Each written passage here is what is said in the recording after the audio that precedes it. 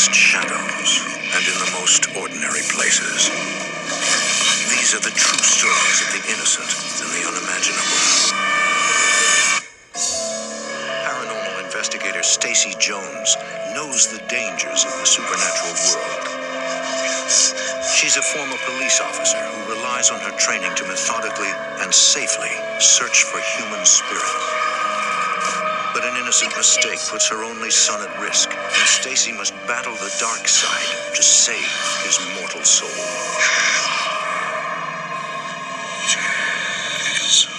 Between the world we see and the things we fear, there are doors. When they are opened, nightmares become reality.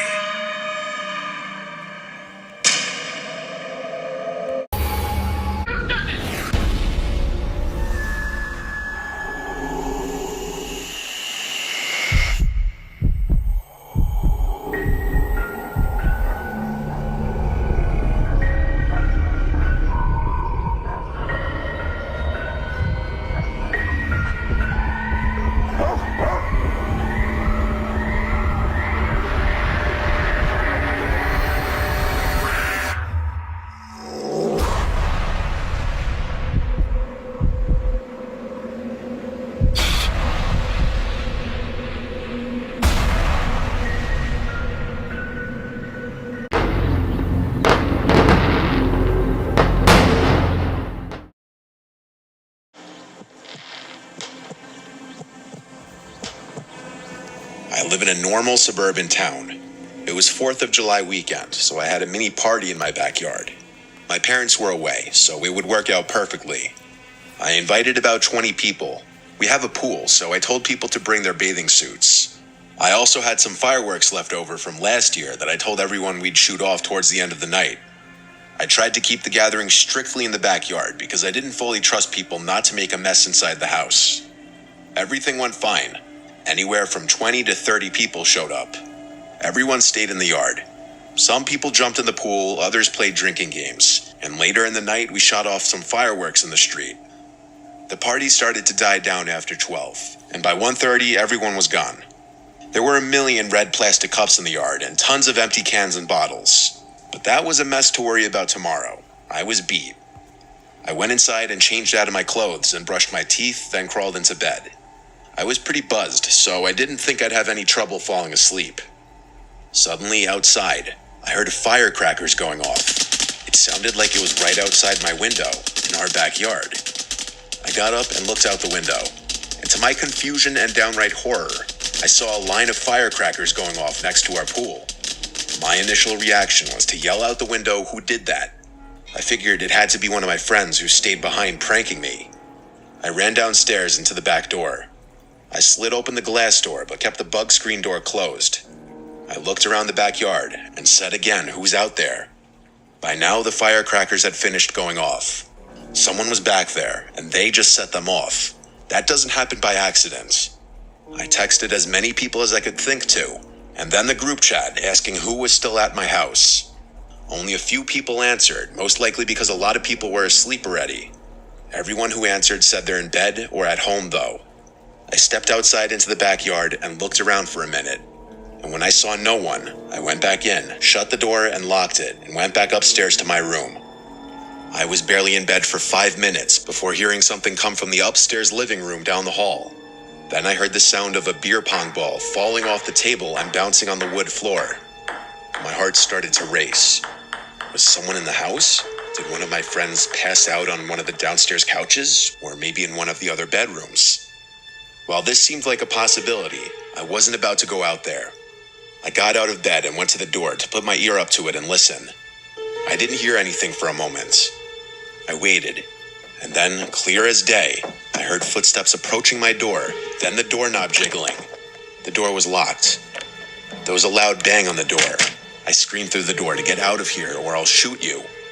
A deep male's voice on the other side said, "Jay, you in there?" And I heard another deep voice in the room with me say, "Yeah." I turned to the corner by my drawers and realized there was someone there. I screamed my soul out as this man came over to me holding what looked like a gun in his hand. He then put his hand over my mouth and told me to shut up or he'd kill me. He then unlocked the door and opened it, and there was another masked man. They whispered to each other as they had me at gunpoint, now sitting on the bed. One of them then said to me, "Stay right there and don't move." The other guy left the room and went straight to my parents' room. He came back and asked the combination to my parents' safe, which I said I had no idea, which was the truth. There were a total of 3 intruders in the house. One kept me at gunpoint while the other 2 pilfered the house, stealing my mom's jewelry that was left out, along with any other valuables they found. After the longest 10 minutes of my life, one of the men yelled, "Let's go," and the man who had me at gunpoint left the room, and I heard them all hurry out the back door. I tried to see what kind of car they left in through a window, but it appeared they didn't park near my house. I called 911 right away. As soon as police arrived, they asked if we had any cameras around the house, which we didn't. They then asked if I got any of the names or saw any of their faces, and all I could give them was that one of them was referred to as Jay by the others. They asked if I saw the getaway vehicle, and I said no.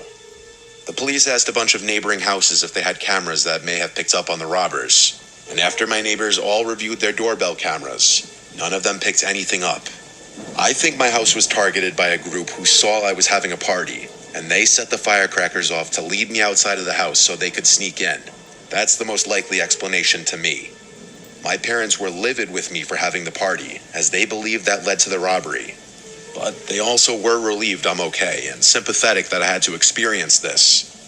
Because of this experience, I'm a strong advocate for having security cameras around your house.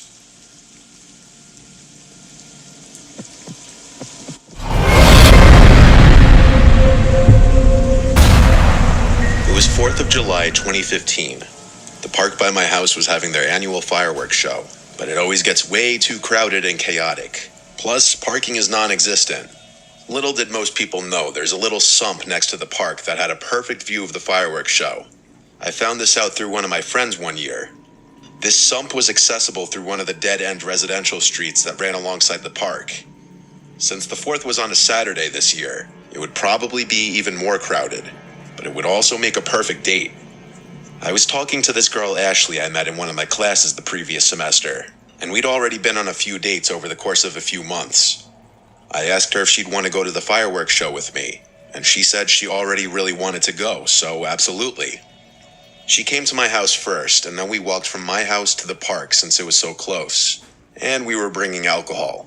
I told her we'd have our own little private spot to watch the show at that no one else really knew about, and she said she was super down.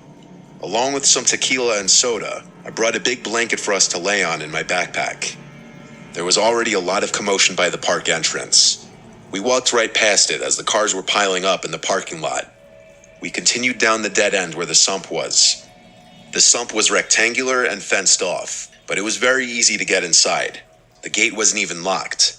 Inside the sump was just a bunch of trees, and then at the bottom of it, a small grass clearing, where we planned to lay out the blanket. I led us to the gate, which yet again wasn't locked, and I quietly opened and closed it. I told her to be careful as we walked downhill into the sump.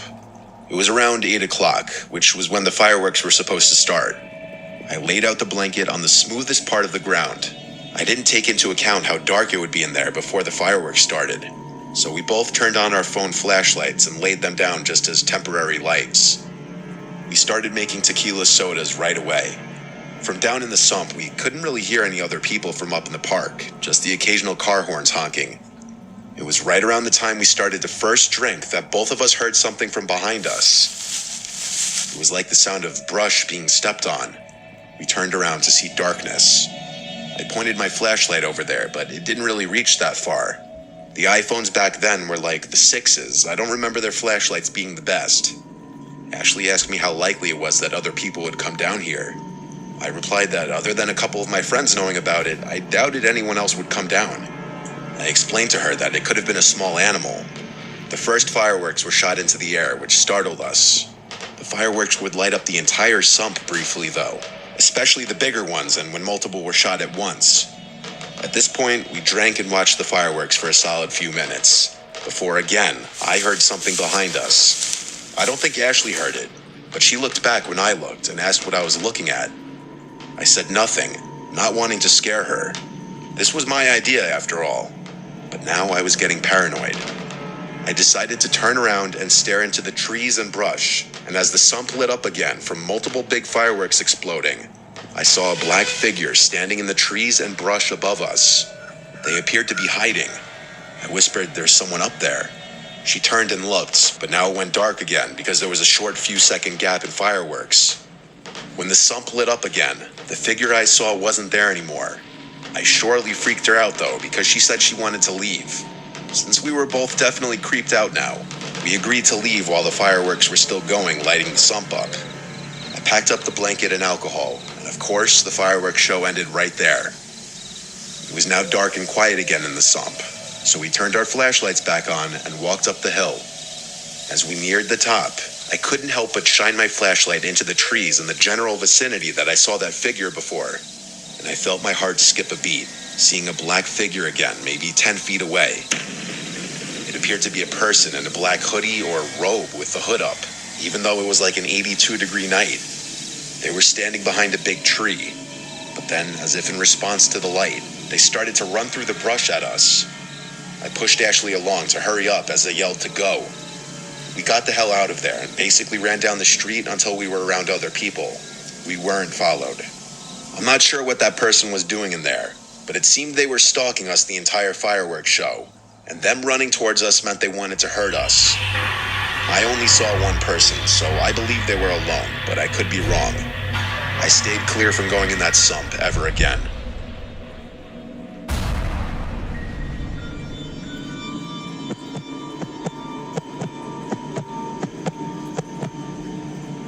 After several friends of mine and I were done lighting off fireworks, one of my friends, Zach, took about 4 of us to this unfinished house in a relatively new neighborhood.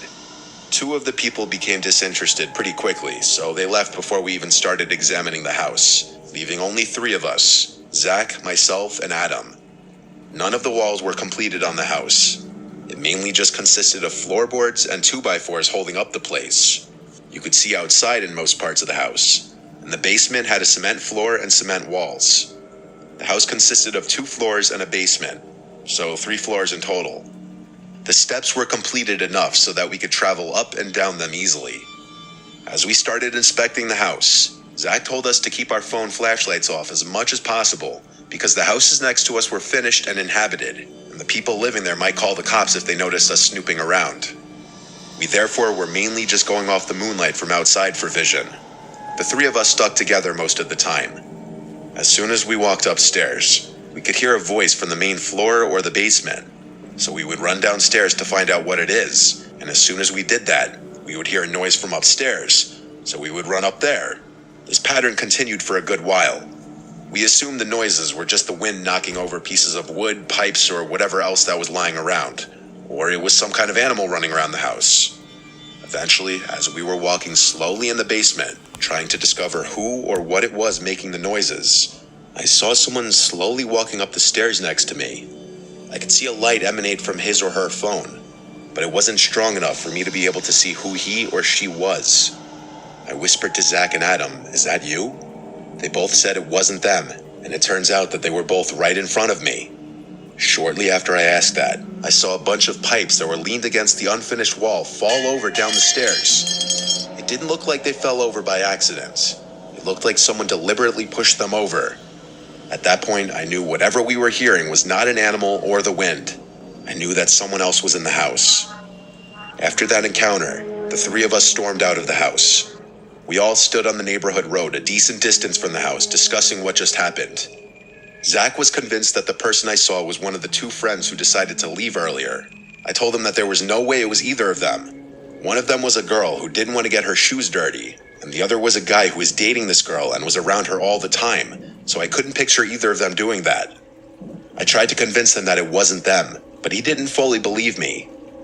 He then realized that he lost his keys and he had to go back in the house to find them anyway. That left Adam and I to stand around to wait for him.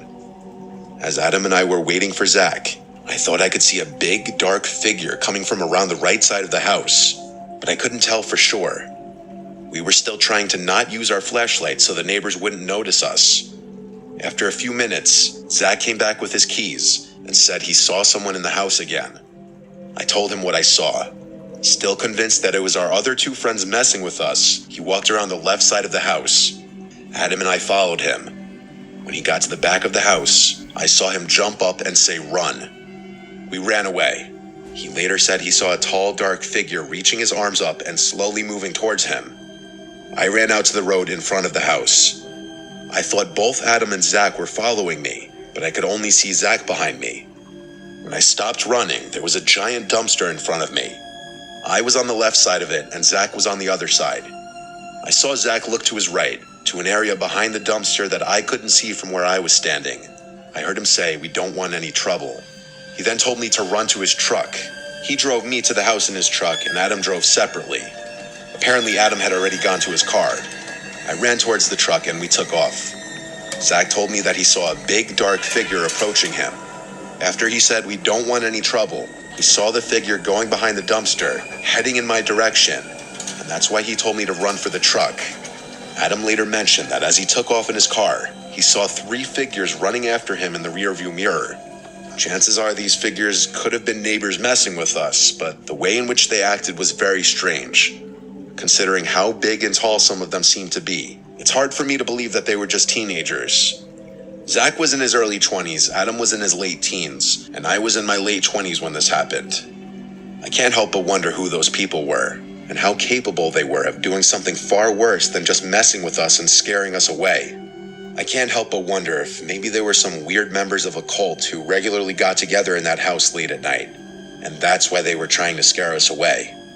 Since this was the 4th of July, there was a bigger chance of weirdos walking around.